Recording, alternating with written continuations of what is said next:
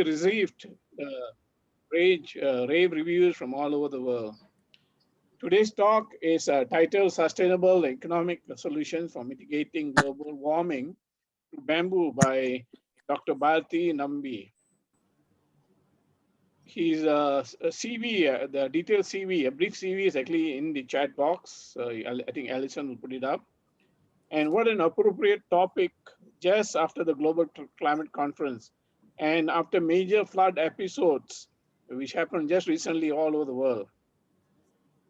I also would like to thank Shankar Duresami, one of our former Rotary Club of Malawati members, who actually introduced me to Dr. Bharti.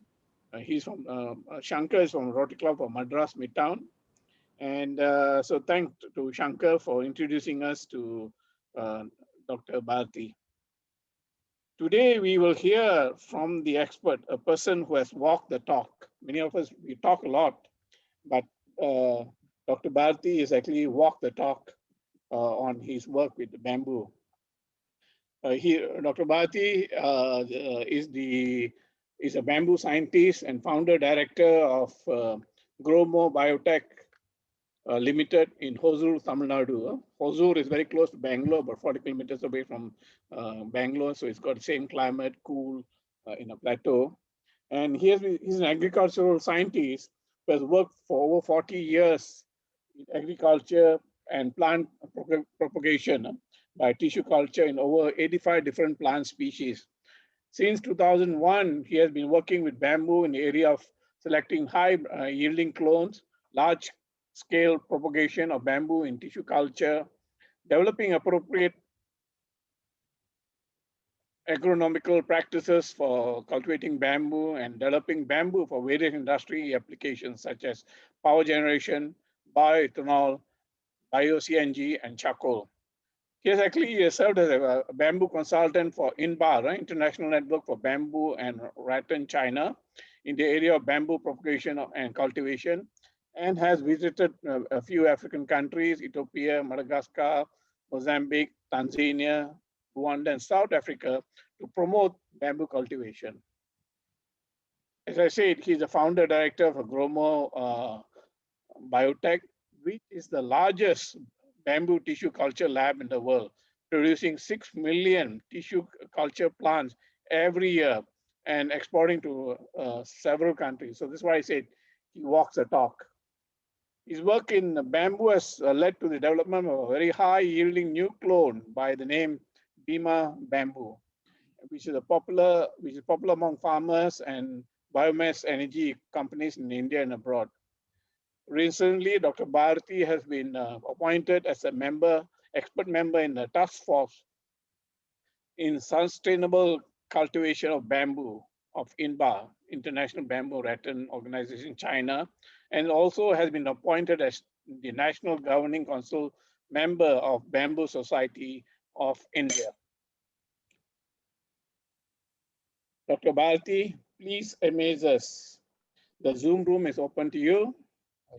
Beam us up to your bamboo paradise. All the way to you, Bharti. Thank you, Doctor. Thank you, Dr. Dileepan. Very nice of you to introduce so beautifully.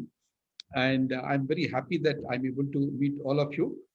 One moment, I'll just take out the background to show you some of my product, the bamboo plant material.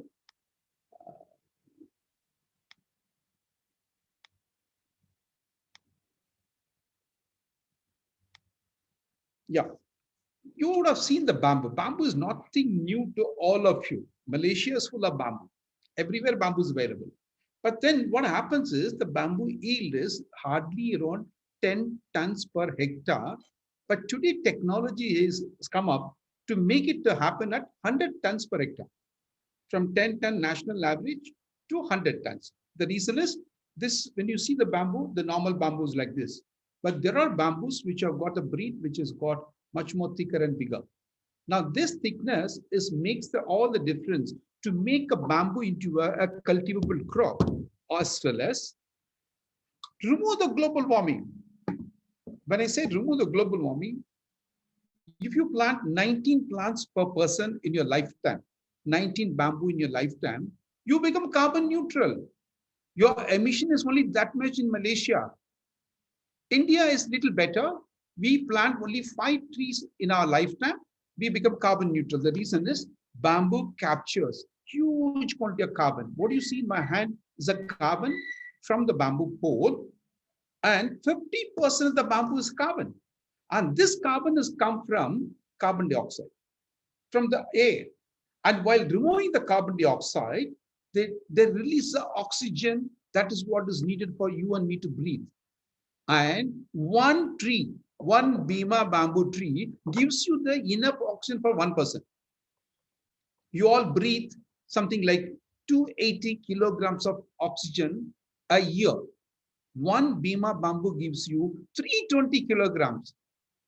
And it can grow very well in Malaysia, in any part of the Malaysia, it can grow comfortably very well.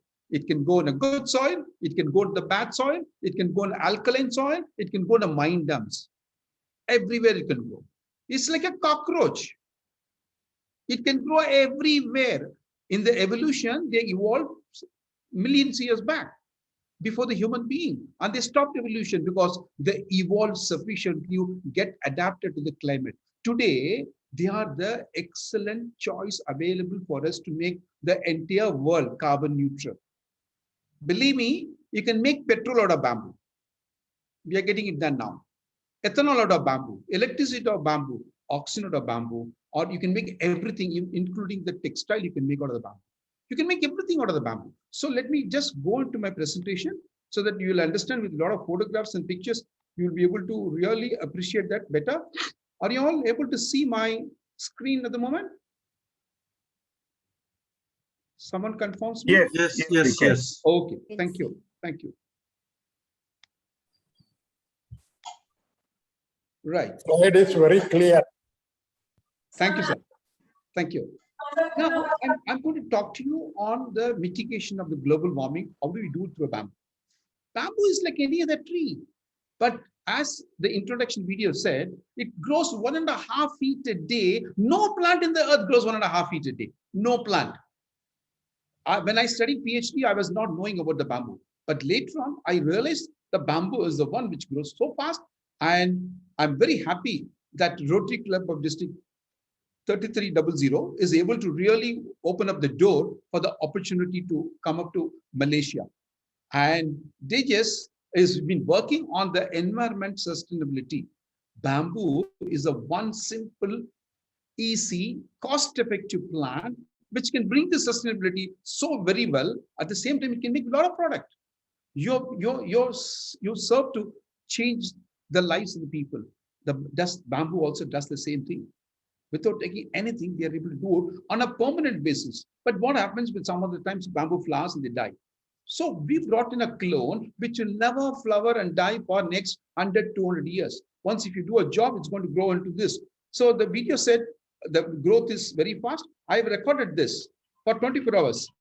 If you see the clock started at 6 o'clock in the evening, the bamboo shoots started growing from here, and through the night it grew so much. Again, 12 in the noon, it's growing. 3 in the evening, it's growing. 6 o'clock in the evening, it reached almost 1.5 feet. It's literally a plant grows so fast. That fascinated me 15 years back. I dropped all my 85 different species of plants in which I was doing propagation agriculture. I dropped everything, and I'm working only in bamboo now, because while bamboo is growing, it's able to capture bamboo and it forms a carbon farm. We have tea plantation, we have oil palm plantation, but then bamboo is able to do a carbon farming. It's able to collect the carbon, sequester the carbon, make the company carbon neutral, or you can make your Rotary Club carbon neutral. Permanently, with once planted, it's going to be for 100, 200 years, it's going to be permanently going to be there. So I'm very happy that District Action Group of to whom I'm addressing now for the environment sustainability, bamboo is the best choice available, because one BEEMA bamboo is able to cool down 1 ton of air conditioning load for 8 hours.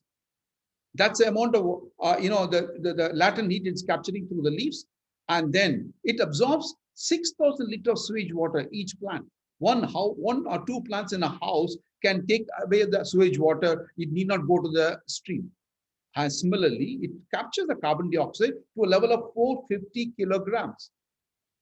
I'll come to the number much more in a detail. Oxygen is 320 kilograms. One bamboo, one BEEMA bamboo, that's what we found out. Now, our emission, each person emission is 1 kilogram. We breathe in 14 times a minute, and we release the carbon dioxide, take in oxygen, we release. We release 1 kg of carbon dioxide every day, right? Now, we can put a plant. You can put a plant with a little bit light in the house, in the outside, you can put it. So if you're doing in the house, each plant is able to capture 0.36 grams of carbon dioxide, which amounts to 2,777 plants. One person should plant it. Now, I worked on the bamboo, found out the best clone available, and this bamboo is able to convert into one plant per person. That's the beauty. That's a growth rate for which you should bring a little bit of science to that. You cannot just leave the bamboo wild. You cannot take any bamboo and do it. There are specific bamboos which have got maximum. I've just found out in the nature, which is the one which is giving the maximum. Instead of doing genetic engineering, we picked it up and we found that every parts of the bamboo has got 48 to 52% carbon. That's what I showed you in the camera in the beginning. Now, I saw what is the average carbon footprint of a person internationally. When you look at Qatar, 37 tons per person. Look at UAE, 23 tons per person. US is 15 tons per person, while the globe, Switzerland is 4.10, while the globe is 4.79 tons per person per year. This is the CO2 emission per person. For Malaysia, 7.67 tons. Right? Let's look at the graph. How it is, what has happened. In 1960s onwards, it slowly started going up. And then, this is the bottom line is for the Philippines. The Malaysia is this one, and which keeps on increasing, and we reached the level of 7.8 tons of carbon dioxide, 7.67 tons of carbon dioxide per person. Now we are at that level. The graph is keep increasing. Can we either flatten it or can we bring it down? I'm sure it's possible to bring it down, because if you want to make it flat, you need to plant to offset the entire carbon dioxide what is emitted by an average Malaysian. You need to plant only just few plants of bamboo, which is 19 BEEMA bamboo plant. If they plant over a period of next 5 years, you become a carbon neutral. If 50 people in your club plants, the Rotary Club is carbon neutral. Your family could be carbon neutral. Your village could be carbon neutral. A city could be carbon neutral. Ultimately, the Malaysia could be carbon neutral.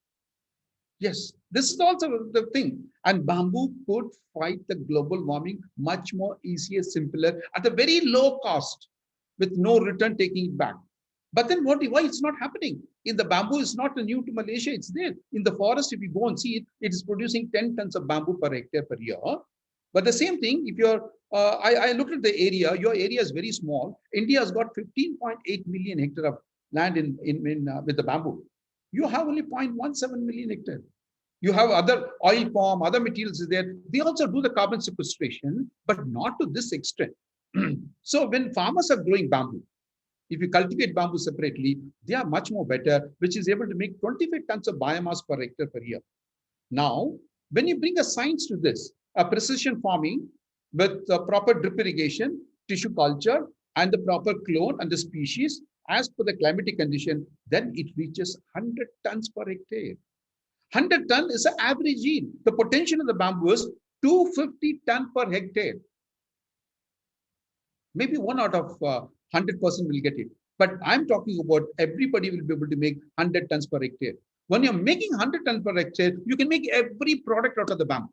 Not only your kitchen table waste, or a cloth, or the utensils, or the furnitures. You can make electricity, you can make ethanol, you can make everything. But what happens is when you plant the bamboo, it doesn't grow.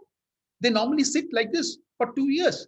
And in the third year, it grows a little bit better. And the fourth year, it comes to a reasonably good height. And fifth year onwards, you start harvesting. That is the conventional method of cultivation of bamboo. But then, today, we have technology like a broiler chicken, where the chicken is ready in 42 days' time, instead of waiting for 1 year. Similarly, bamboo, we have a broiler bamboo, where the technology, where in 2 years is ready to grow. And the third year onwards, you can start cutting them. This is commercial cultivation, where it can make a wonderful return out of 1 hectare. The money what is going to come is better than the sugar cane, better than any commercial crop, and a continuous basis with no more replanting forever. That's the methodology called modern method of cultivation of bamboo. This is not popular. I'm very happy that Dr. Dilipan has asked me to come and deliver a lecture to all of you. And this will bring in awareness to you at the moment. And you can try it later. So environment sustainability is your goal. Number one, for the air, it produces excellent amount of oxygen. For the soil, it stops the soil erosion. And it's able to retain the, the humus of the soil. And for the water, it can take the sewage water instead of allowing them to mix to your nearby water bodies, or it increases the water table. All trees that reduce the water table, bamboo is the only plant which is able to increase the water table. I'll be able to show you, and ultimately carbon global warming. It is an excellent product for carbon farming. So bamboo is not only good for the environment, excellent for the farmers. It gives you more money, less labor, less perishability of the product, and no more replanting. There is no other product available. Everything has got a life cycle. Bamboo is the only one. This particular BEEMA bamboo is the only one. So bamboo is able to generate oxygen. Today, it is coming up as oxygen parks.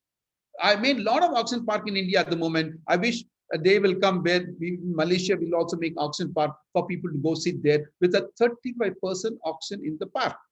Conventionally, today the climate has got 21.9% oxygen in the air, terrestrial nitrogen.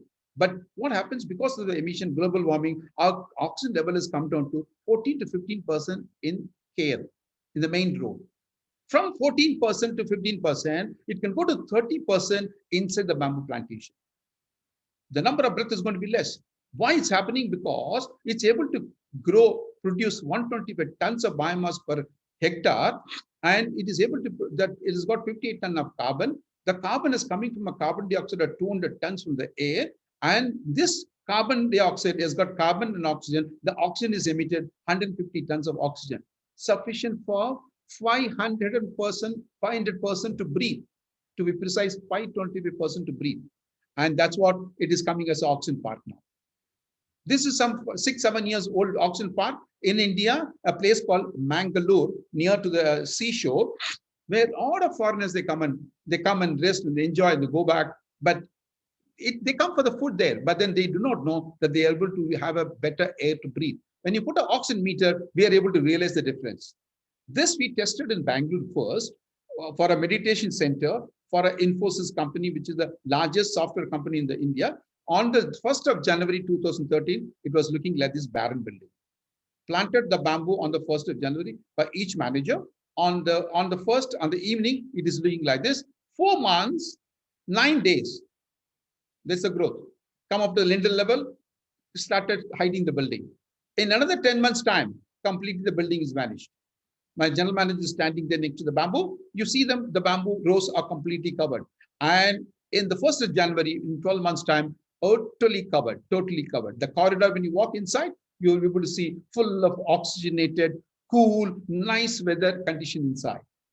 That is what the bamboo is able to do. So I was telling you, one human being is equal to one bamboo, because one bamboo produces 250 kilograms of biomass wood. It's coming from 150 kg of carbon, which is inside the body. That is what is capturing from the carbon dioxide of 422 kgs per plant per year, releasing 307 kg of oxygen. So one human being is equal to one bamboo. Now today, industries in Chennai is coming up with Sipcot industry oxygen parks. BEEMA bamboo-based oxygen park like this. These are just 2 months, 3 months old. And in 1 year's time, this is going to grow like this. And it will be making a tunnel of bamboo. This tunnel of bamboo will have a high level of oxygen. In 1.5 years' time, this is what happens to the bamboo. And you go walk through that, you're saturated with oxygen. Especially today, after the COVID, you need a lot of oxygen for all of us. Especially the people who have got attacked, come out of that, the lung size is reduced. And the concentration of oxygen needed is very high. And when they walk through this, they feel very comfortable, even the old people. The people, senior citizen, also will be able to really get the fully saturated oxygen when they walk through a kilometer in the morning in this, or in the daytime, they're going to have a high amount of oxygen. Well, Coming back to the earth, soil, there is a book released by INBAR, International Network for Bamboo, and it's called Greening the Depth. When the soil was mined out for making bricks, nothing was growing. They could plant the bamboo, and when they planted the bamboo, they never realized the water table is going to increase. This is 1996. You see them in the same book. In the last but one page, 40 meter was the tube, the length, depth of the water, and in 2000 it became 33.7 meters. And the nearby tanks all was drying in the month of January, because June, July is the rainfall. 6 months water remains. January it goes off. But after planting bamboo, it was remaining for till June. I can keep on talking about like this. It's able to retain the water, increase the humidity, reduce the wind velocity. Increase. Why? Because bamboo root doesn't go below 2 feet. Only 60 centimeter, but laterally they grow and they form a foam, and the foam is able to absorb the water. You pull it out. You pull it out. So the rainwater is getting absorbed and they're getting soaked, and the water it is soaked is 407 millimeter of water. 407 millimeter of water amounts to almost 1.7 million liter of water per acre. I'll come to that. When the water is getting soaked, they start dripping down. Increase the water table. This is what happens wherever any bamboo it is planted. And there are some bamboos, they grow very fast. And this is tested in China in 1995 itself. And this is a publication done, scientific publication done in China. 11.7 hectare of land was selected, and where the rainfall was 1,593 millimeter of water, and the porosity increased to 71%, which is a hard soil, and that increased the water holding capacity to 430 millimeter, which amounts to 1.7 million liter of water per acre, or per hectare 4.3 million liter of water. It's like a lake, invisible lake. And this is all proved beyond science. It's there. And today we want to serve to the change in the lives, and then bamboo is the best material available for us. Not only that it is doing environment, it can replace the electricity. It can make a green electricity. It can make a green petrol from the bamboo. It can make green ethanol from the bamboo. It can make green bio-CNG gas, compressed natural gas for the vehicle. Also, it can make the coal, the bio-coal. The coal, it can replace the coal. Coal is a huge, big commodity, with Malaysia is importing it. I can go back to that. This is a harvested bamboo. This kind of a bamboo field can produce electricity. 80 hectares of bamboo can produce 1 megawatt electricity every hour, 24 hours, and for 365 days, amounting to 8,000 megawatt hours. Why? Because bamboo is 1 kg bamboo is sufficient to make 1 kilowatt current, and also it makes a charcoal. It is not carbon neutral technology like a solar and wind. It is a carbon negative technology. Every megawatt of current, every kilowatt of current produced, it's also produces charcoal, biochar, good for the soil, and at a price of ringgit 0.15. This is cheaper than solar. This is what people do not know today. I'm very happy the Rotary Club is able to really spread the knowledge across Malaysia to do this. And this is the smallest gasifier, bamboo-based gasifier, 15 years, 16 years over. This 5 kilograms, you put the bamboo in this, it will convert into gas. It will run a Sriram Honda generator of 5 kilowatt current, sufficient for a house or sufficient for a remote tribal village. But if you want to make a little bigger one, this is a 500 kilowatt power project, where the gasifier, the cleaning chamber, the G-Genbach generator for the power, they produce. So what happens, 80 hectares of bamboo as an energy plantation can keep on supplying continuously without new more replanting through a process called pyrolysis, produces 1 megawatt every hour, 8,000 megawatt hours in a year, giving a byproduct called charcoal. This is not charcoal, this is activated carbon. This carbon is able to take care of the cost of cultivation of the bamboo plantation. That is the kind of return. And people have come to India, several people, like this is one set of people, they came from South Africa around 8 years back. They've seen this 500 plants per hectare population, they've seen it. They went back to South Africa and they made the first national demonstration project of 500 hectares with the help of the government. They made it. Now I understand Malaysia is entering into this. There are a lot of districts they are giving. They have been given opportunity to make 10 megawatt electricity. So 10 megawatt per hour.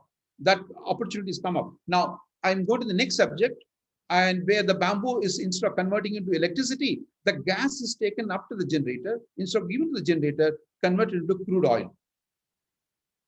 Crude oil. Yes, you don't need to go to the dig, below the ground and remove from the fossil fuel. It can be made. 35% of the biomass is going to be oil, 30% is going to be biochar, 15% still the gas will come, which can be used for heating, and the water comes out.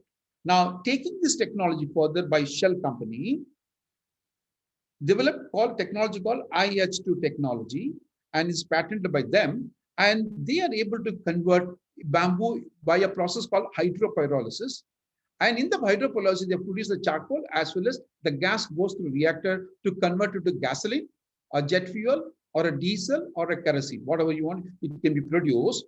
And whatever emission comes is converted into hydrogen through another hydrogen plant and put back into the biomass. So nothing is emitted, and this is done in a big setup like this in Bangalore. I'm not talking theory. This is all happening here. It's a matter of coming in a very big way throughout the world, and it's all in the brink of coming out. That's going to make the real biodiesel, not the Jatraba which we talked about. Jatraba was able to give only 1,000 liter per acre. The bamboo is going to give you 25,000 liter per acre. That's an enormous quantity. Not only petrol or diesel, it can make even ethanol, which is used for blending today. And India is able to blend only 5%. Country like Brazil is able to make 85% blending. Petrol is shown to the bamboo fuel, very little quantity. And this could be possible because bamboo has got lignocellulosic material, which is nothing but it has got cellulose and hemicellulose. These material I tested in Italy around 7-8 years back, and that time it was shown that 65% of the material available in bamboo is fermentable, which means it can produce ethanol by a process. It takes 1 week. You initially treat the bamboo, and then you convert the bamboo into starch into sugar into ethanol.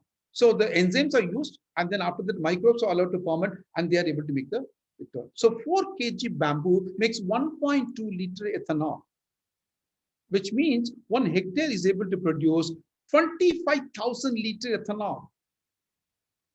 That's a mind-boggling number. Sugarcane is giving that. It's only 1,000 liter. And sugarcane gives ethanol. In a country like US, they don't have sugarcane, but they have corn or a wheat or a potato. The starch is used to convert to sugar. Sugar is going to ethanol. Bamboo does not have any of this. They have cellulose. So cellulose is converted to starch. Starch is converted to sugar. Sugar into this. These are all science.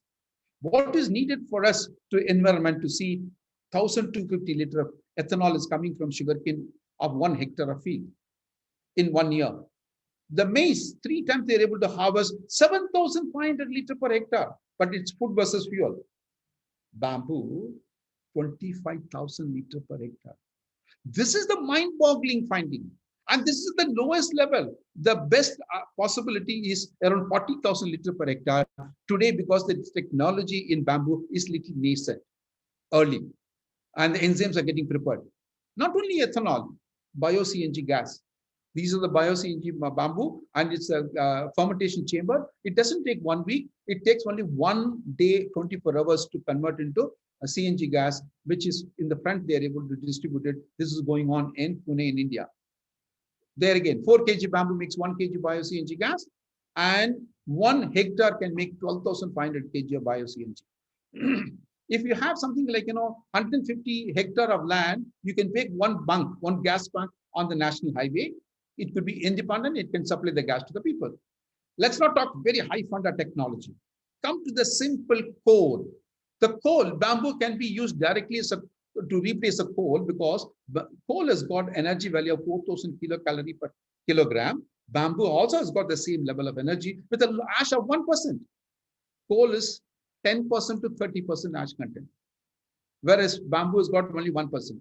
And if you want higher energy, you can torrefy the bamboo, or you can convert them into charcoal of 6,000 kilocalorie per kilogram.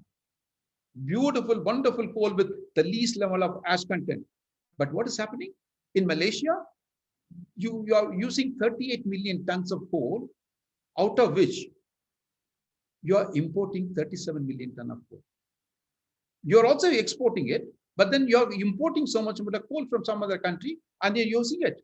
And this is what your data, the latest data, what I have with me. Now, what we can do, I'm saying 38 million ton of coal you're consuming, out of a 37.8 million ton, you're importing it. This can be replaced with the 30 million tons of bamboo. 30 million tons of bamboo, you need an area of 300,000 hectares. That is the market in which you're sitting. You don't need to really cultivate like oil palm, like rubber tree.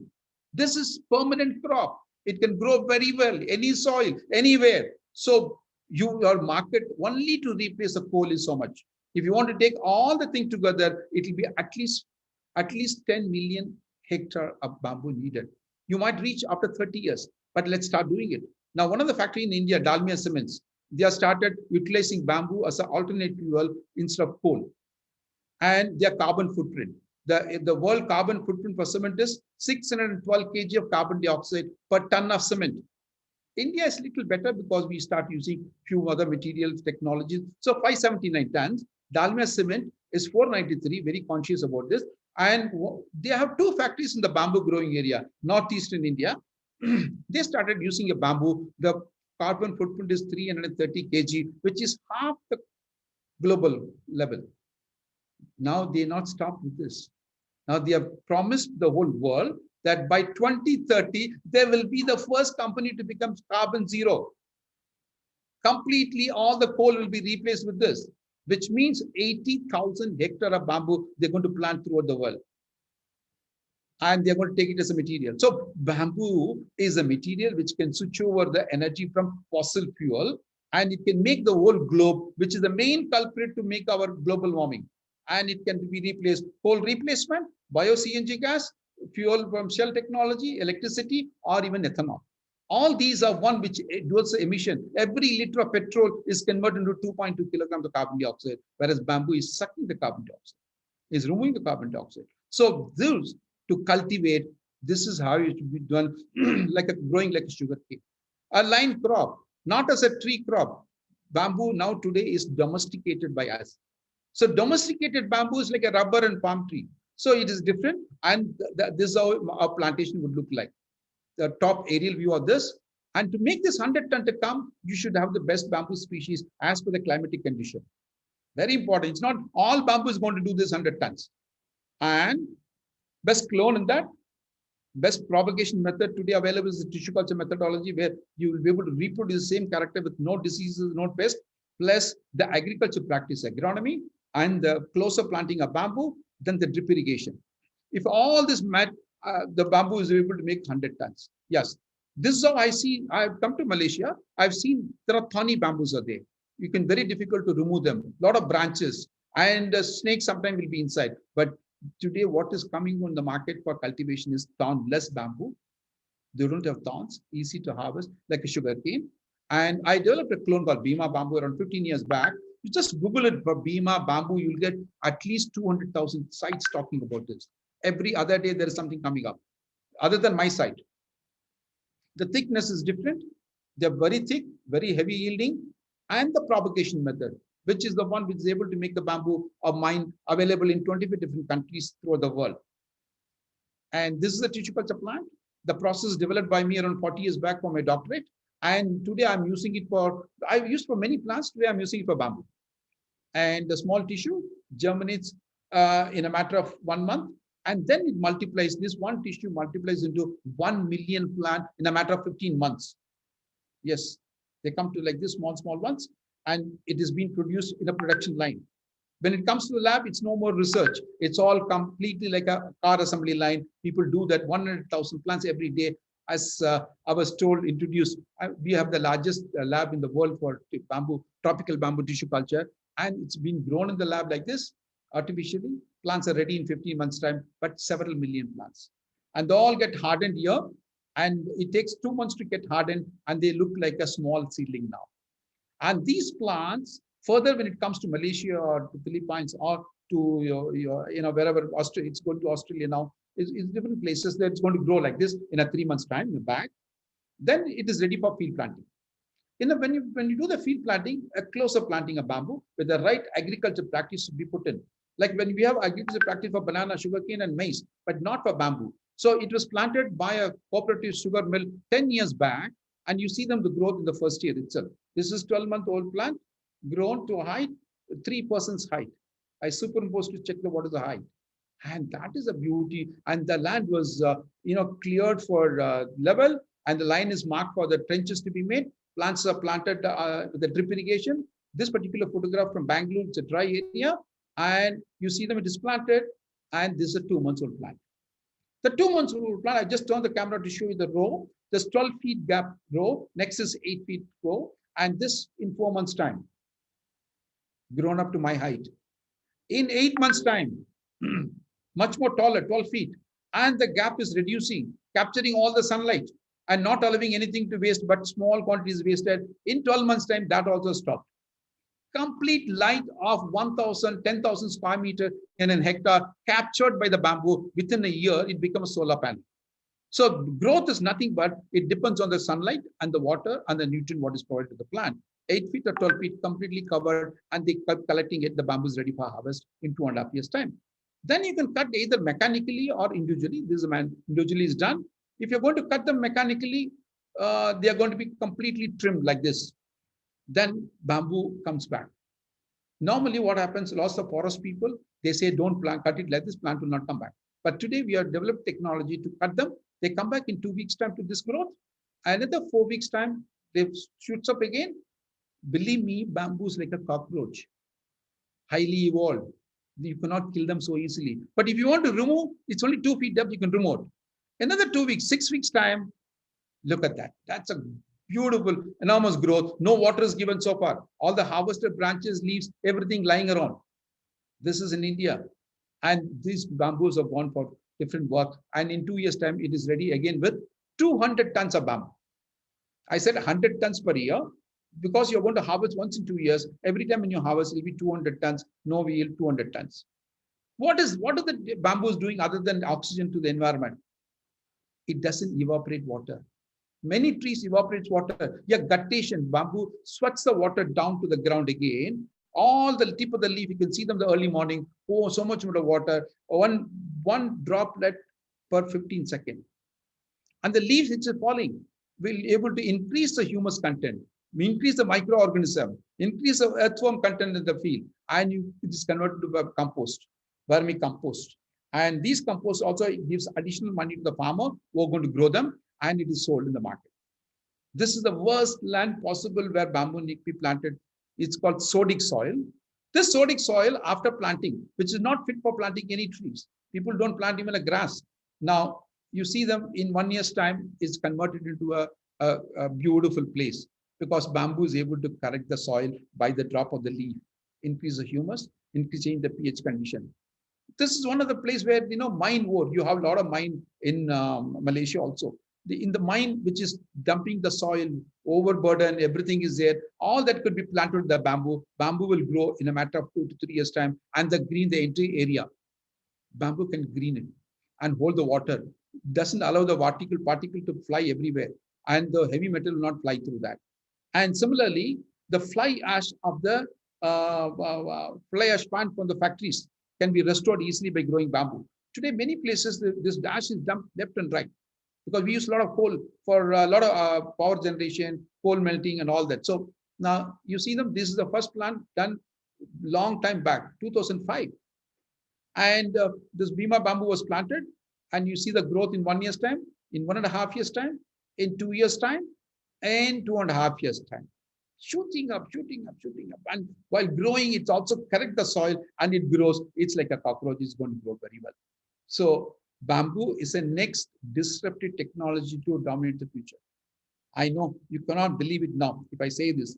I understood 15 years back. I started working very seriously. Today, everything is made of the bamboo. If I tell you that the phone is going to be replaced, cell phone is going to be replaced, you will not believe it. Amazon has come back in the market, taxis are come, Uber has come, all these are able to do it. Similarly, bamboo is also going to do that disruption in the technology, and this will remain forever.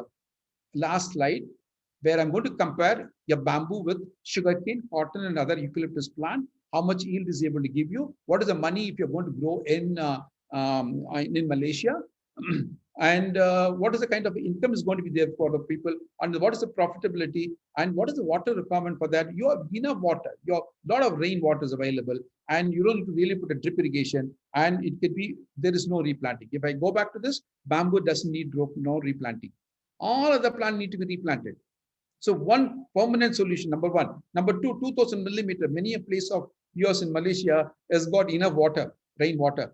And the profitability is 14,000 ringgit for bamboo, whereas compared to other plants, no way compared to. There is no repeat work and the less work. And the soil, you can grow in any type of soil. Bamboo is such a wonderful plant. Bamboo can bring back our, what we lost due to the global warming. Not only that, it can also give the money to the farmer, more money than the normal one. And that's the beauty of bamboo. And thank you very much. I think I've taken a little more, five minutes more than what is permitted to me. I hope. Sir. Sir. Yes, thank you, sir. Okay, thank you very much, Dr. Barathi. Don't go anywhere because we are not done yet, because we've got like questions coming in for you. So many questions actually in the chat box. Nice. Yes, so don't go anywhere. No, I'm going to be here. Yeah, so for our Zoomers, if you have questions for our speaker, do post them on the chat box. And we're going to take a short break here for a group photo. Please turn on your camera if you haven't already done so, and give your loveliest smile. Mahin, they are all yours. Surin, Mahin.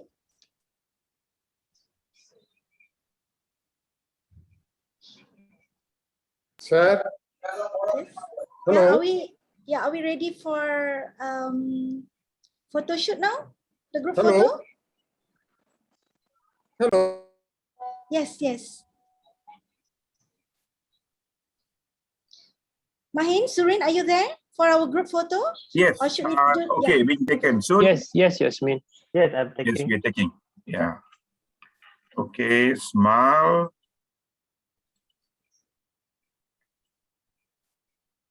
Okay, the next one. Hello. Hold on to your smile. Okay, soon let us know when you're done. Hello. Okay, done. Thank you. Thank you, everyone. Okay, maybe over to you, Dr. Dilipan, because I think we've got a very excited Zoomer here with questions and also on our chat box. Over to you.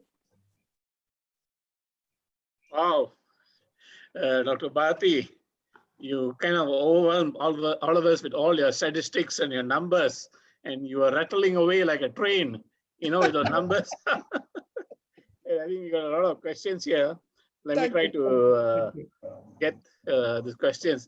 One of the things when I think Shankar is coming to the room, and Shankar, thank you very much for asking me to join the talk a few days ago, which Dr. Bharati did to the Bamboo Society of India, and that talk really amazed me. Thank you, Shankar, for sharing the link of the talk.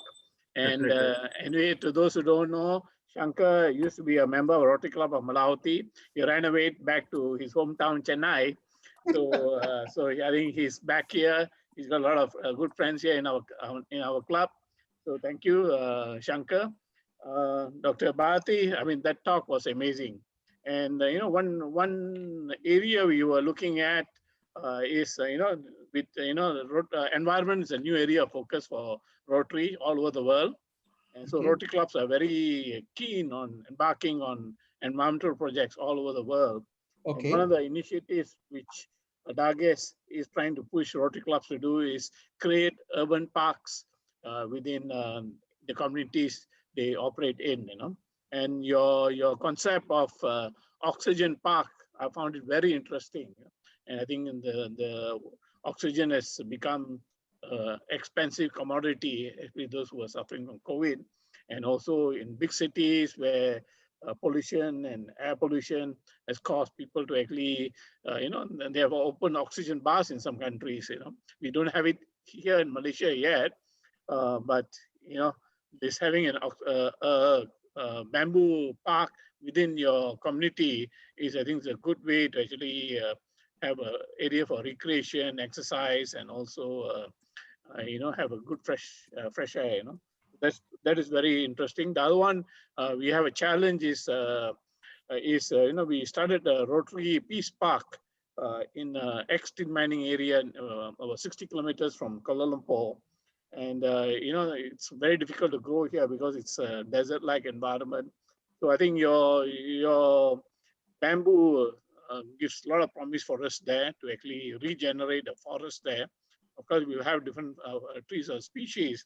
But what we are thinking of was to actually have a bamboo grove within this park to actually for recreation and other things. So that would be something really interesting to work on. And we hope more Rotary clubs will actually take up community projects within their neighborhood to plant, incorporate bamboo into the urban parks and start what is called a concept. I mean, the first time I heard about oxygen parks, it's a very nice, interesting concept.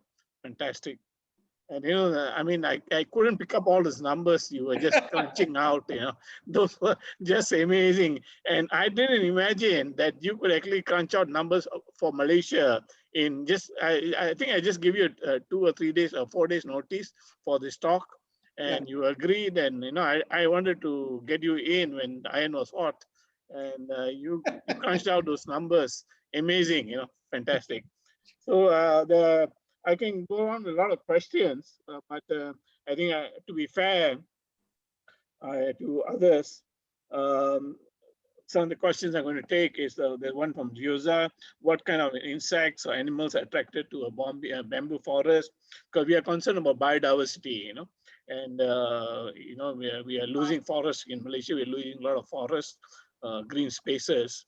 So the concern is, what kind of flora and fauna will be attracted to a bamboo area. So that is one question, because we only have one. If we plant just one crop, then But I think the idea is not to plant bamboo in forested areas, but rather in areas where soil is degraded.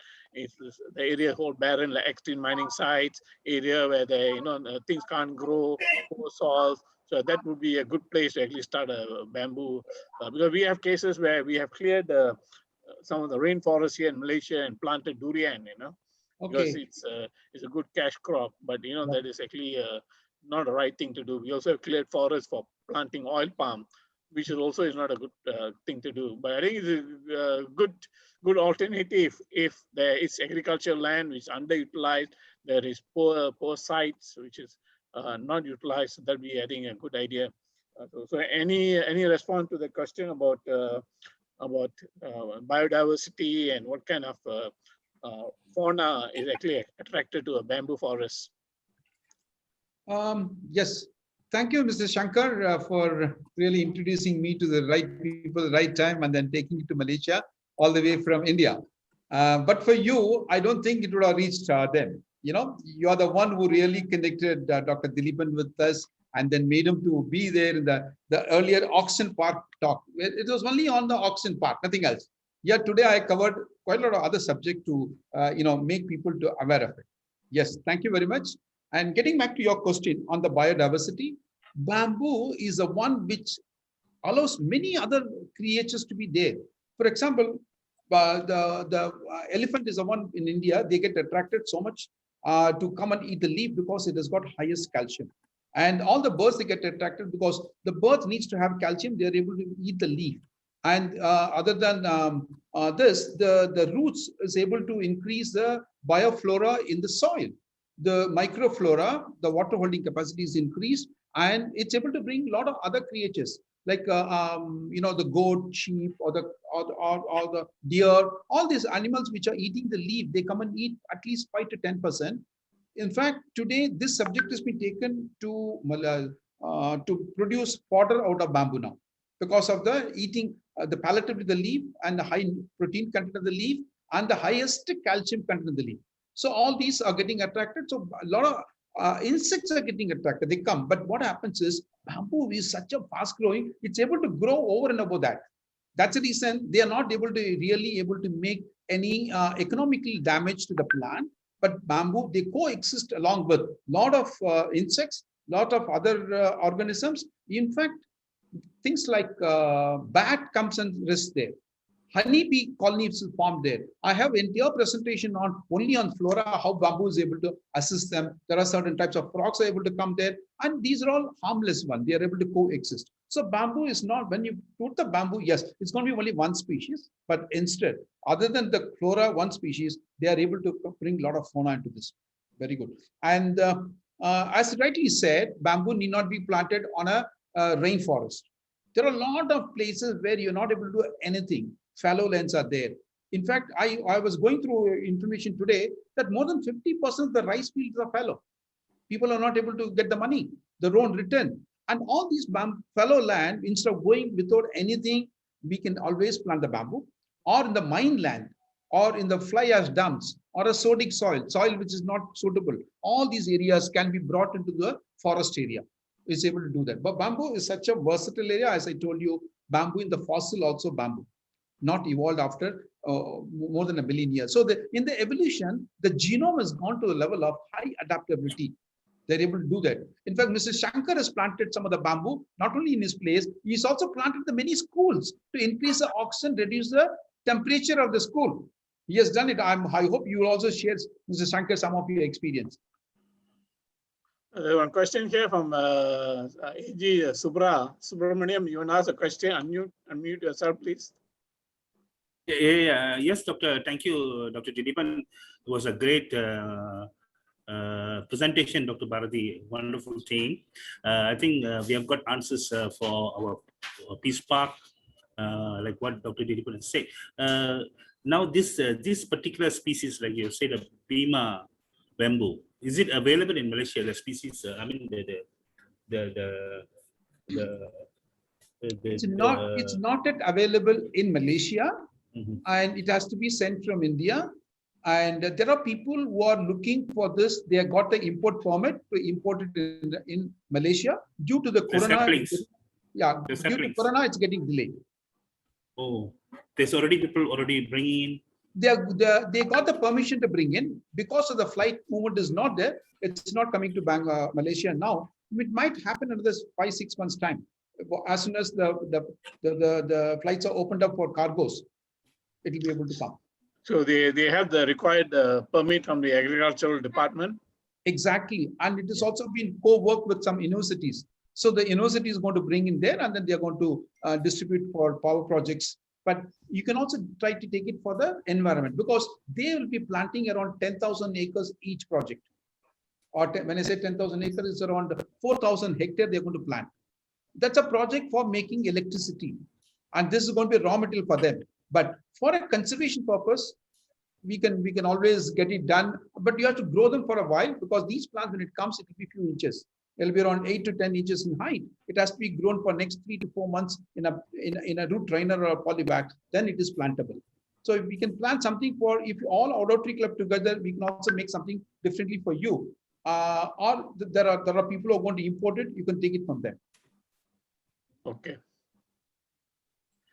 Thank you. Thank you. Welcome. So the other question is it what are the species that can be grown in mountainous villages? This is from Violet Doral. She's from the Rotary Club of Ampang. Okay. It can be grown in the mountainous area where the slope of the land, if it is still 45 degrees centigrade, you can really plant and go harvest them. But you can also plant them in a little steeper one, but harvesting is difficult. Bamboo has got a habit. When you plant it, they keep on traveling upward. The rhizomes will go upward, and then they hold the soil. It's very good for soil erosion and the soil. And when you plant it, we should check up whether it is east facing, west facing, or south facing. What is the temperature there? And accordingly, we'll recommend them the species. When I say bamboo, bamboo has got several species. we'll suggest them the right species according to the final end use and according to the agroclimatic condition of the place. We'll recommend them. I am already working in around 1 dozen species now. So, but from your research and your work you've done so far, BEEMA bamboo is the, what do you call it, as the most productive bamboo you would recommend?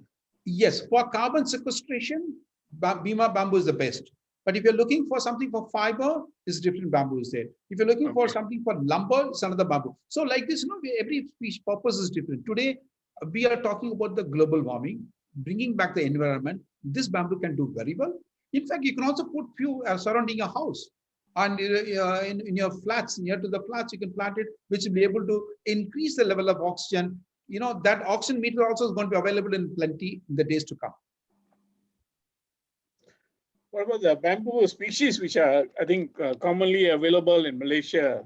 Have you done any work or research or any idea of? Yes, I do have a list of species what is available in bamboo in this.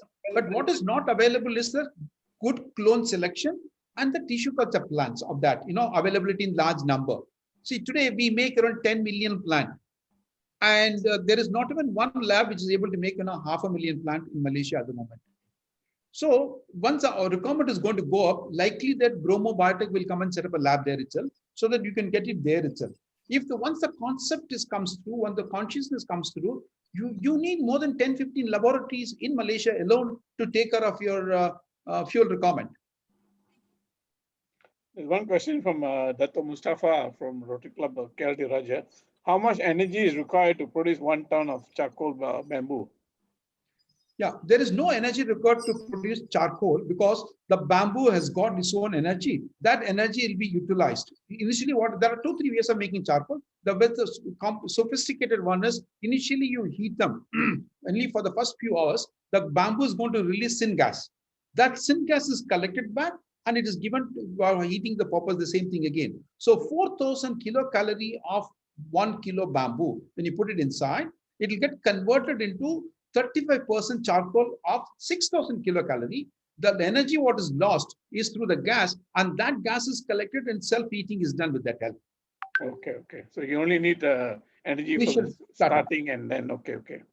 Exactly. Another question from our DG, Dr. Krishna, is can BEEMA bamboo be used to prevent desertification in Saharan desert or in India, Pakistan? Yes, it can be used provided there is a water availability is there. It could be even a sewage water, but not the sea water, sewage water. Now, I'm going to do a project in Dubai now. Dubai and Abu Dhabi, I'm getting a project where we are going to make the oxygen part as well as we are going to plant the bamboo on both sides of the road to make the road carbon neutral. Not only carbon neutral, of course, the temperature is going to come down, but for which we will be using the sewage water available in plenty. So water is essential to do the desertification. It's possible, very much possible, and it will be able to bring back the temperature down. In fact, rainfall is likely to come because of the change in the weather pattern on the ground level. Yeah, the question asked is, the interesting is about sewage for water supply to this thing. Is there any level of sewage that can be actually, or has the sewage to be treated first to a certain level, solids removed, the trash removed, and to the effluent is to a certain standard before it can actually be used for irrigating bamboo plants? Yes, if you want to have on a sustainable basis for a long time, we need to really not treat them, but filter them from the solids. And solids are going to block the pipeline which is going to run through that. Not for the bamboo. Bamboo can grow very well with sewage water. The pipes for running the sewage water pipe will be buried below 1 feet below the ground. So the top will not be able to say anything at the top. So the bottom roots will go and take the water from there, and then they'll be able to grow with that. So there is no special treatment like what we do now. It's not necessary. The treatment could be reduced. The cost of treatment could be reduced very well. Plus, the bamboo will be able to make a green place, and then it will not go mix with the nearby water body. For example, there is 720 million liter of water coming out from Bangalore, a city in India. 720 million liter. which is able to, if you plant a bamboo in an area of, in terms of hectare, 16,000 hectare, if you can plant, the city can become carbon neutral city, plus it will become a zero discharge of sewage water.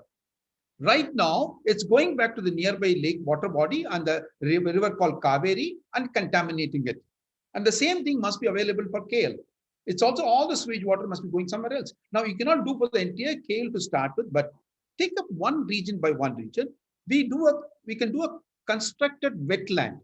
In the constructed wetland, the bamboo water, the water will go through the land, which is the bamboo, and we'll be able to absorb the water, and we'll be able to convert them into mass for using to produce the electricity back for our own town. Which a carbon negative power can be produced, plus the water will not go to the sea. So this is a long-term project. One can really think of doing it, whereby your environment is back, your temperature is stabilized, and the water is not really contaminating the sea. The other question asked is whether any special fertilizer is required to sustain the growth of the bamboo in a plantation. Yes, you're right. There is no special fertilizer. Bamboo body weight has got 0.7% nitrogen, 0.8% potash, and only 0.1% phosphorus. This fertilizer to be fed to the plant to sustain the growth continuously, because when they grow so much amount of nutrient is depleted. If the nitrogen can be made through a bioorganisms, whereas potash and phosphorus to be supplemented to the plant. And these are all what is available in the market. Either it could be even a bone meal, or it could be a fertilizer. We can mix all that, put it through a drip line, or we can spread it in the soil to see that it is made available to the plant. But it is necessary to give them. And this will be 1/10 of the cost of the cultivation cost of the bamboo, or the value of the bamboo. And this, when you give 10% to the soil, you are able to get 100% out of that. Yeah, I mean, if you can actually use the sewage water, because that has a lot of nitrogen and phosphorus in it. And so instead of wasting the water, instead of converting the nitrogen into nitrogen gas and,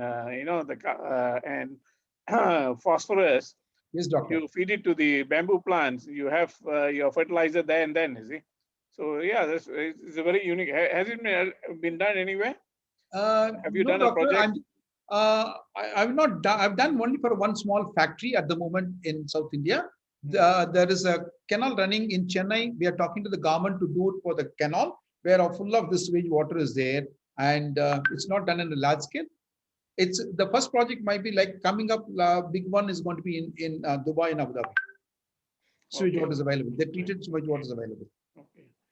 The other one is whether you can balance the bamboo plantation together with other crops among the bamboo. Very well, very well. Today, bamboo can be done in 2-3 levels. One, it could be intercrop along with another plant, or it could be only border plant, like boundary plantation. It could be a boundary plantation so that you'll be able to arrest the wind moment, reduce the temperature, and increase the humidity. And so that all the vegetables can be cultivated, pineapple can be cultivated, all the crop can be cultivated even during dry season. So that kind of a thing is possible with the bamboo as a border crop. Intercrop. I've not shown my slide. I got another set of information for that, where you can put a wider row of bamboo, and the bamboo you can cultivate all the vegetables, pulses, cereals, rice, banana, everything can be cultivated. The bamboo coexists. They don't have any of this, the problem of the rippling each other. And they're able to get along with all the plant, because bamboo is the tallest grass.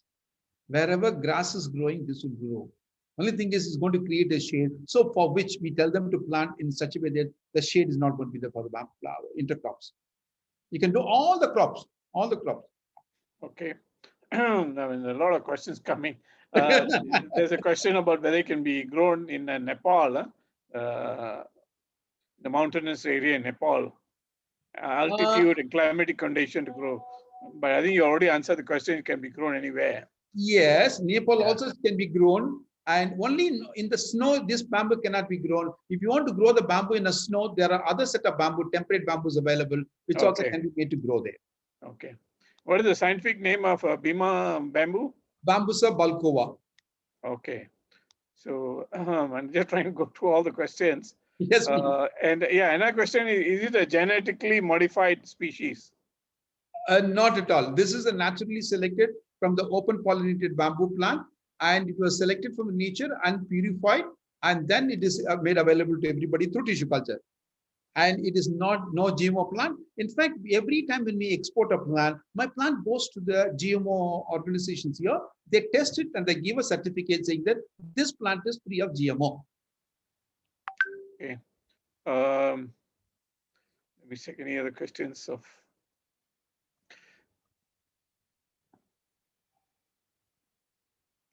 Yeah, any questions on the floor?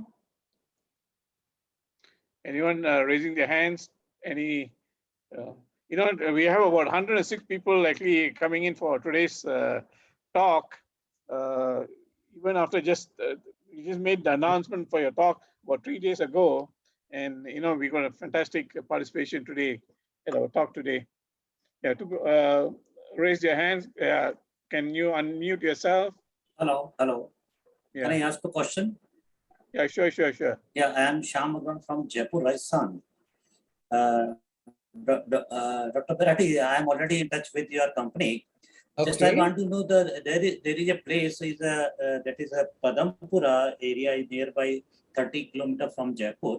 They have a very clay soil. Okay. So when if we use your bamboo there, can we have to mix another soil or another ingredient to make comfortable soil for BEEMA bamboo? Okay. Bamboo is adapted to clay soil. It's not a problem at all. And even in a sandy soil, it can be grown. Red soil also can be grown. But in a clay soil, if the water logging is going to be there, we have to make a mount and plant the bamboo. And for information, last 3 days, someone is planting 60 kilometers from Jaipur. Bamboo is getting planted. He's a colonel in the army. He is working in Pune. All the way he has gone there. He's planting it. And I can share his number if you can just contact me. I'll share my number or a detail in the chat box. You can contact me. I will be able to give you. You can talk to him. He's right now is planting the bamboo there. Okay, thank you very much. It's very nice, very nice. So I think Dr. Barathi, I think there probably are more questions, but I think you have shared your contact number and email. Yeah. So I think they can actually share. I mean, another 3 participants have raised their hands. We're kind of running short of time now. How are we for time, Yasmin? Are we on? Yeah, we're actually running behind time, but it's okay. You can actually engage with our speaker after the session. Stay on and engage with him. So we would suggest those who like to ask questions, please stay on. I hope Dr. Bharati can stay back after our official session is over. Normally what we do is we have fellowship for us to have questions, but we have a program which we need to complete by 9:30, and after 9:30 we can continue the Q&A questions and all that. So the next, Yasmin, you're going to take over now. So yes, Dr. Yes. Bharati, we'll speak again after that. Yeah. Thank you. Thank you. Thank you. Thank all you, Dr. D. Yes, thank you, Dr. D. Hello. Thank you, Dr. Bharati. Hello. We value your input and we would like to improve on our webinar offering. We will have a polling session now. Surin, do we have the poll? Over to you. Yes, thank you, Yasmin. The poll is running now.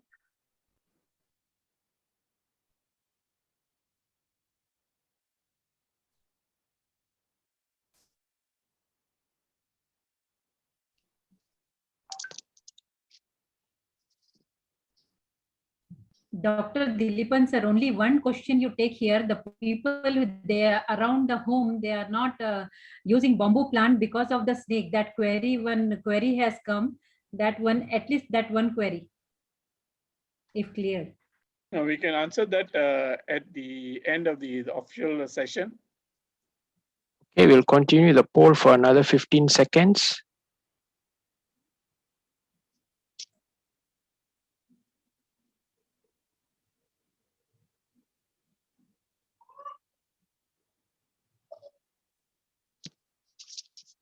Thank you, everyone.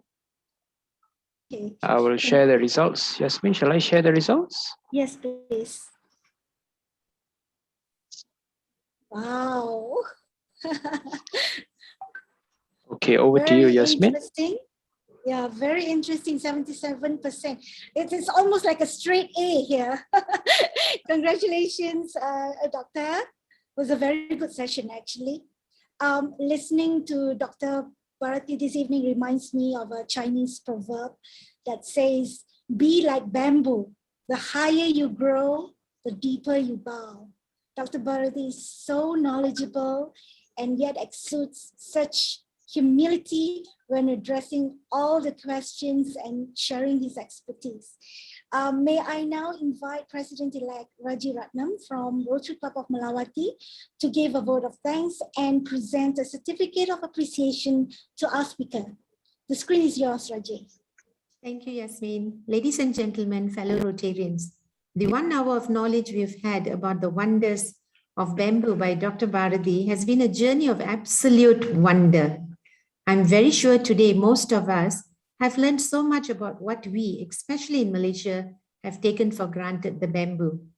Dr. Barathi, on behalf of DAGES and all of us present here today, we would like to present you a certificate of appreciation for this wonderful presentation. Thank you, Doctor. Thank you very much, Raji. And now we have a new segment, which is a 5-minute with Environmental Sustainability Rotary Action Group, or ESRAG. We have, please welcome Ambari Majumdar, the co-chair of the ESRAG Plant-Rich Diet Task Force and a member of Rotary Club of Marina City in Singapore. She has something exciting to share. Over to you, Ambari. Thank you, Yasmin. Thank you so much. Let me just share my screen.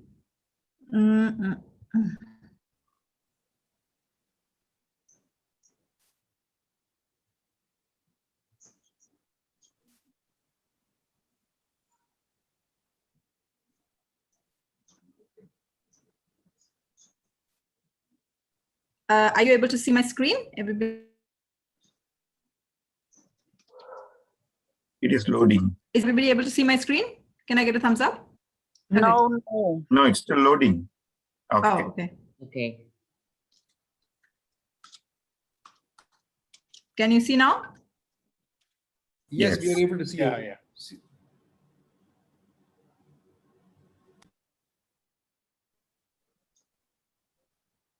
Ambari, your internet connection is pretty poor. Okay. So there's a Thank you. So, oh, you can't hear me? Is my voice breaking? We can hear you now. Okay, thank you. So thanks for this opportunity to speak with you today. And thank you, Yasmin, for the introduction. I am a member of the Rotary Club of Marina City. And but today I'm reaching out to you as the co-chair of a very special task force called the Plant-Rich Diet Task Force under the Environmental Sustainability Rotary Action Group, which is also known as ESRAG, that all of you are aware of.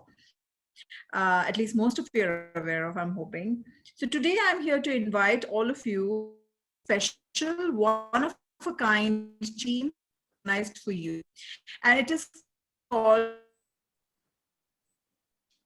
I'd like to share with you why we chose to organize this month-long event for Rotarians and the public from around the world.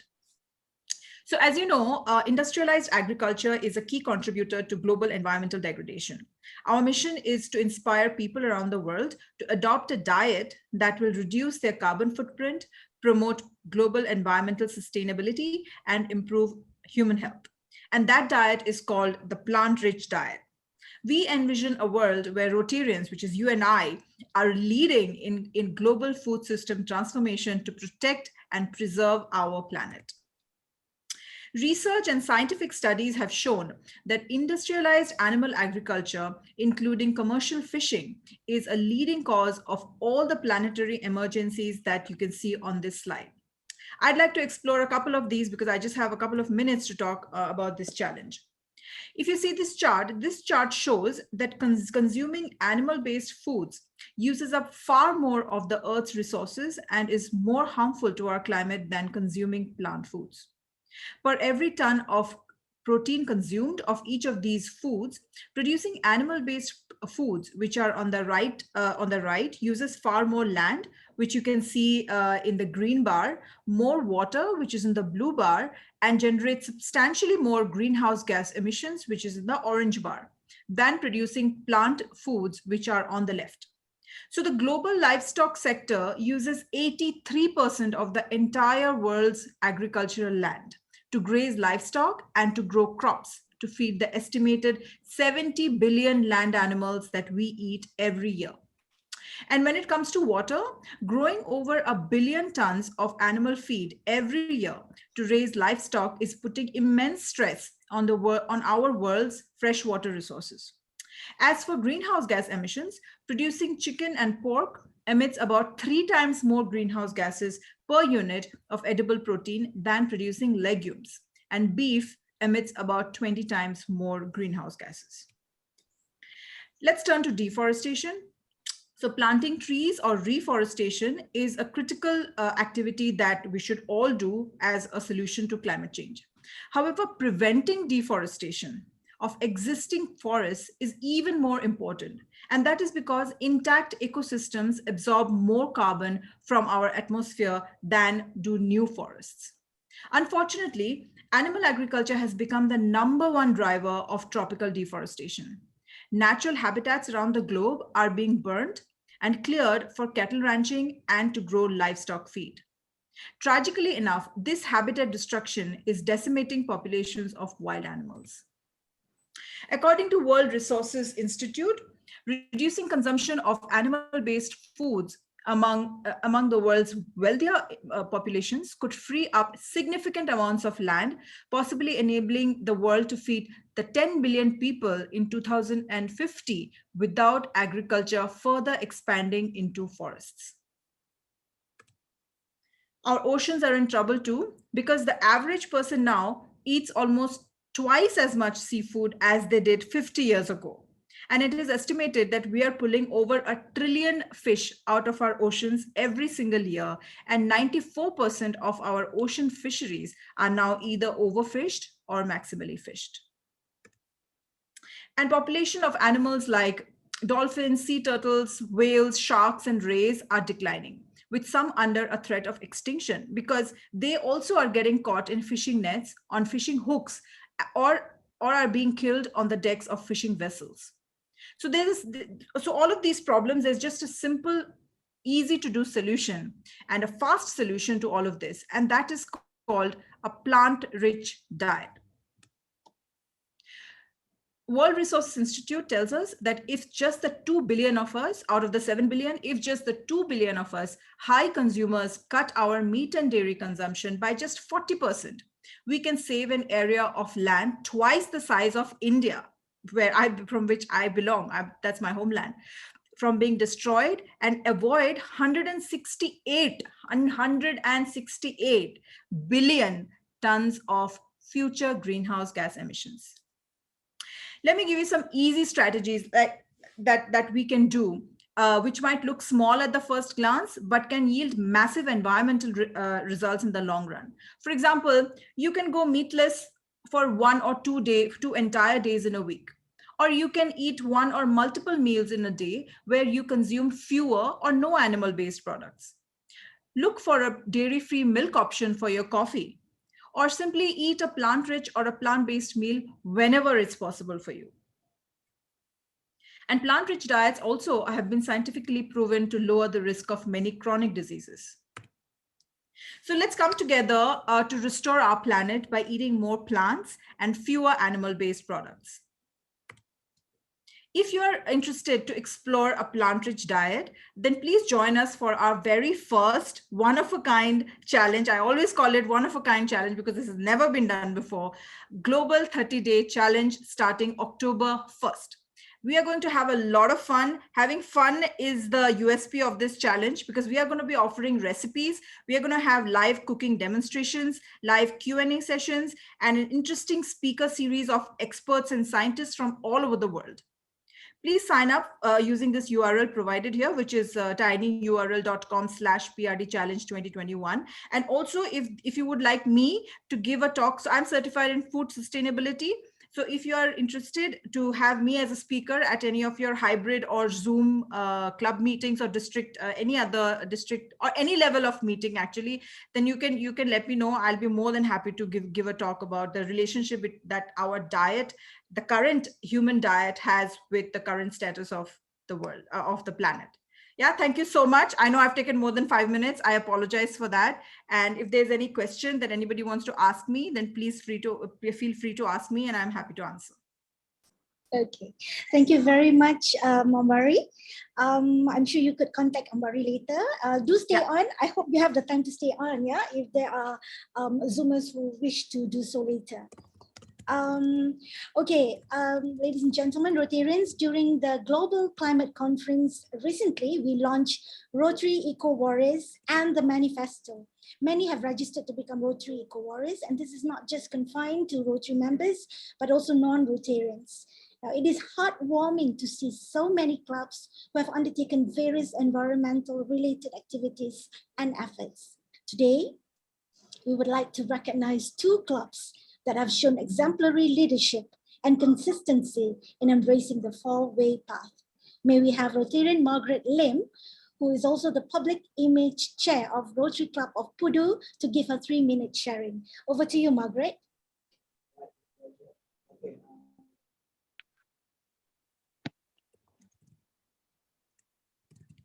Good evening. Can you hear me, Yasmin? Yes, we can. Yes, we can. Good evening, the District Governor Nadu Pindi, the DAGES Chairman PP Dr. Dilipan, honored guests, my fellow Rotarians. In response to the call to designate July as the Environmental Protection Month, we, the Rotary Club of Pudu, have embarked on our very own campaign that focuses on a different theme every week. Week 1, green the environment. Week 2, reuse. Week 3, reduce, say no to plastic. Week 4, recycle. Our member and their family, from the very young children to the older generations, have shared and submitted their video and photo story on the many different ways they have initiated to support this campaign. Through our sharing on Facebook and Instagram, we hope that our family, friends, interactors, Rotractor, and the public in general will be inspired and support the importance and urgent action needed in protecting our environment and Mother Earth. We need to be the role model for the future generation. We will now share some slides on our members' commitment and story in this project. Thank you.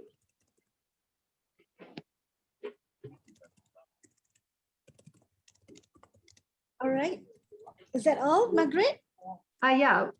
Okay, thank you very much. Thank you very much. It was really, really nice to see all the scholars and greens. It's exciting to see our members, yeah, young and seniors. I don't want to say old. Thank you, Margaret. Incidentally, Margaret was also with Rotary Club of Bandar Utama before joining Rotary Club of Pudu. So next, may we now invite Assistant Governor Judy Chong from Rotary Club of Bandar Utama to give her 3-minute sharing. Over to you, Judy.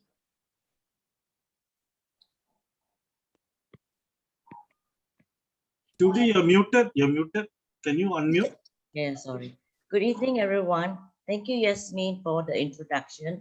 And good evening to Dr. Dilipan for the invitation. We are also very happy to join as the Eco Warriors since the Climate Change Conference For Rotary Club of Bandar Utama, we have embarking on our green values a few years back, started with past President Edwin Tay. Can we have the, Edwin Tay here? He has been advocating edible gardens in his home as well as to the schools in Bandar Utama, SRK Tamil School, Effingham, as well as SMK Teluk Gadong, which is a special needs school in Klang. So the kids have been learning how to plant vegetables and take care of their garden on an ongoing basis. But now because of the holidays, because of the pandemic, the schools are closed. But Edwin has been continuing his herb garden and vegetable garden throughout this pandemic. Next slide. KK, yeah. As for myself, our residents here has been embarking on recycle and reuse, whereby the Shah Alam City Hall has engaged a waste recycler to collect our reusable waste once a week, as can see in the photo here. We have done our sorting of plastic, glass, bottles, and papers, and they will come and collect and recycle and resell it. Yeah. Next slide. And our PP Ellison, she has been a passionate gardener, and she has planted many herbs in her garden. So all her cooking are organic. She just plucked from her garden, and she can start all her wonderful dishes with her family throughout this pandemic also. Next slide. And our PP Lily, she is a very passionate gardener as well over here. She showed us the longan that she's been growing for many years, and finally it bores fruits. She is also a supplier of fertilizer to the farms all over Malaysia as well.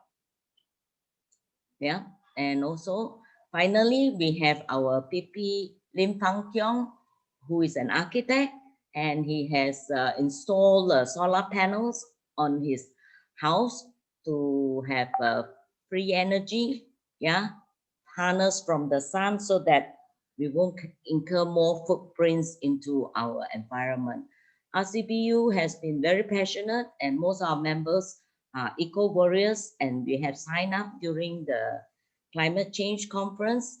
And most of us actually are gardeners, and we have been living our sustainable lifestyle since the green movement has started. Thank you. That's our presentation.